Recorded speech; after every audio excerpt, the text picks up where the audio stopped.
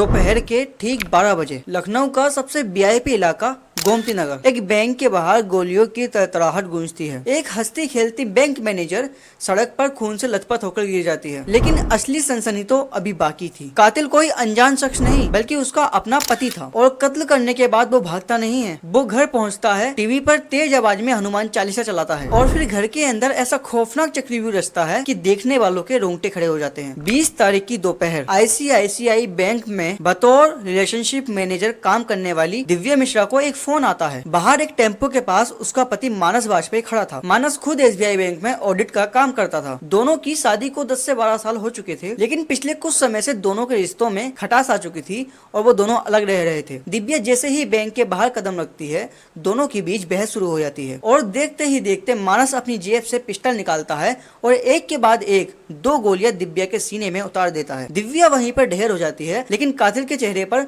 न कोई शिकन थी और न कोई डर। वो बहुत ही शांति से टेम्पो में बैठता है और वहाँ से गायब हो जाता है। सबको लगा कि कातिल शहर छोड़कर भाग रहा होगा, लेकिन मानस जा रहा था अपने घर की तरफ। घर पहुंचकर वो दरवाजा अंदर से बंद करता है, कमरे में अपनी बहन तुलिका के पास जाता है और उससे कहता है कि तुम सो जाओ, और वो टीवी ऑन करता है और उस पर तेज आवाज में चलाता है हनुमान चालीसा। आसपास के लोगों को लगा कि रोज की तरह पूजा पाठ हो रहा है, लेकिन उसी दौरान मानस के मोबाइल से एक व्हाट्सएप स्टेटस अपलोड होता है। उस स्टेटस पे लिखा था, मेरी वाइफ ने मेरे साथ चीट किया है, मैं ये बर्दाश्त नहीं कर पाया, और नीचे 2 नाम लिखे थे, प्रज्ञा और भारत। मानस के पड़ोसी ने जैसे ही ये स्टेटस देखा, उनके होश उड़ गए। वो भागते हुए मानस के दरवाजे पर पहुंचे। दरवाजा खटखटाया, लेकिन अंदर से सिर्फ हनुमान चालीसा की आवाज आ रही थी, कोई हलचल नहीं। पड़ोसियों ने मिलकर जब दरवाजा तोड़ा तो अंदर का मंजर देखकर कांप उठे। फर्श पर चारों तरफ खून ही खून पड़ा था। एक तरफ बहन तुलिका की लाश पड़ी थी और दूसरी तरफ मानस की। पास में ही पड़ी थी वही पिस्तौल जिससे कुछ देर पहले दिव्या का कत्ल किया गया था। मानस ने दिव्या को गोली मारने के बाद अपनी बहन को गोली मारी